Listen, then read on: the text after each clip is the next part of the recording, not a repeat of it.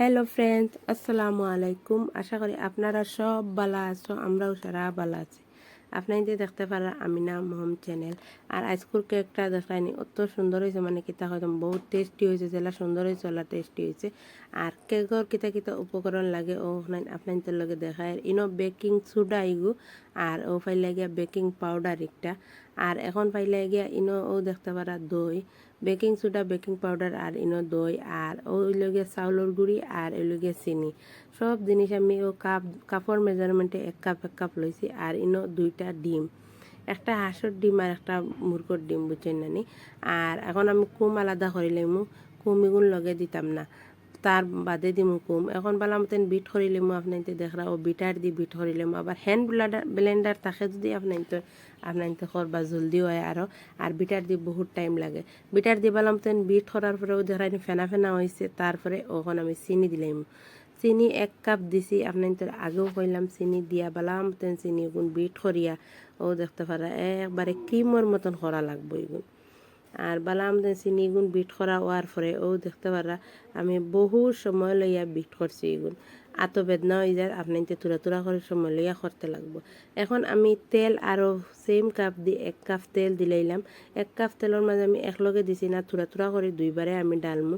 আপনার তো সেম আমার মতন করিয়ে দেখবা কেক। আপনার তো কোনোদিনও যারা বানাইছেন না, বহুত সুন্দর। এবার যারা বানাইছেন তো তারা টাইম জানডাও কিলা কেক, আর নিজে গরম বানাই কেক খাইতে বহুত ভাল লাগে। আমি ইনো কিন্তু ভ্যানিলা এসেন্স কোনটা দিছি না, দই দিলাইলে ডিমর ফ্লেভার এগু যায় গিয়া।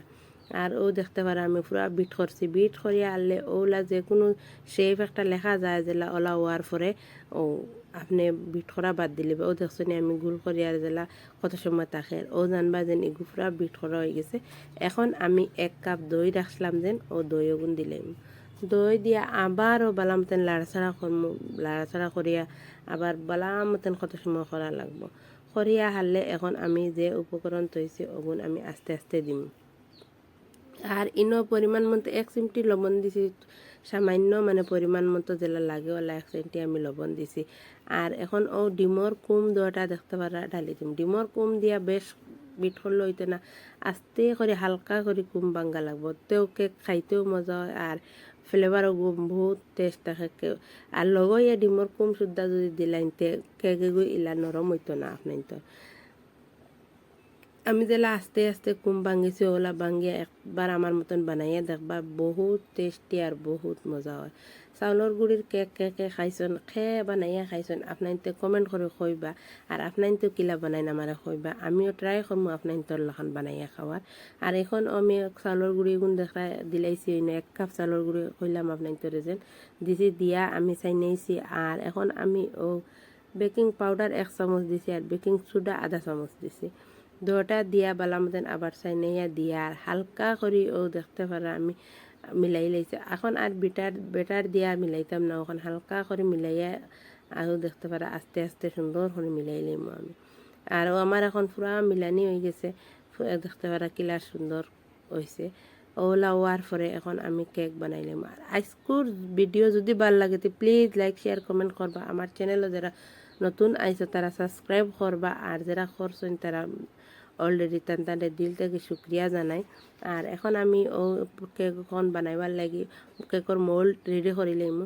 ইনো এগুত আমি সবসময় কেক বানাই, ওটা লাগে এগুলা কালার হয়েছে, আমি আর সবসময় ওগুতো কেক বানাই। ফার্স্টে আমি তেল ব্রাশ করে, মানে সামান্য তেল দিয়েছি, তলে দিয়া তেল ব্রাশ করছি। আর এখন আমি আবারও উপরে আবার ব্রাশও তেল লাগাইয়া তেল দিছি। আপনার তরে দেখানির লাগি আমি অন্য মোল্ডের উপরে কাগজ দিছি, নাইলে আমি হালকা ময়দা ছিটাইয়া দিলাই আমার কেক সুন্দর করে উঠি যায়। আর যারা নতুন বানাইছেন তাই ওলা মোল্ড দিয়া বানাইবা তো দেখবা কেকর তলও জ্বলতন আগলো সুন্দর হয়ে উঠে যাইব। আমার মোল্ড দিতে লাগে না, আপনার তোর লাগে আমি দেখাই। আর আমি মোল্ড দিই না ইনো ও কেকর ভিডিওর মাঝে আমি কাগজ উগজ কোনটা দেই না, এমনি ওলা করিয়ে দিলাই তোরা ময়দা ছিটাই দিলে হয়ে যায় তেল দিয়া। আর এখন আমি ও তুরা টেপ টেপ করে মারমু। আর জাখরাইয়া দেখতে পারে আমি যেলা জাখরাইছি ওলা জাখরাইয়া এখন আমি এগু আমি এখন গরম বয়ে গেছে এগু সবসময় আমি একটা তো কেক বানাই আর চাহ একটাও দেখলা যেন তোরা জ্বলাইল এগুত আমি ওগুন আমার সবসময় আমি ওগুন তো কেক বানাই ফার্স্টে গরম হওয়ার পরে 5 মিনিট গরম হওয়ার পরে আমি ওগুন দি এখন কেকর ব্যাটার যেগুলো রেডি করছি ওগু দিলাইছি দিয়া হালকা আছে আমি একবারে 20 মিনিট রাখছি আর ওই দেখো আমার কেক কিলা সুন্দর করে হয়েছে দেখাইন কোনটা দিয়ে জিও করিয়া দেখবা একবারে সুন্দর হইয়া কেক বারে হয়েছে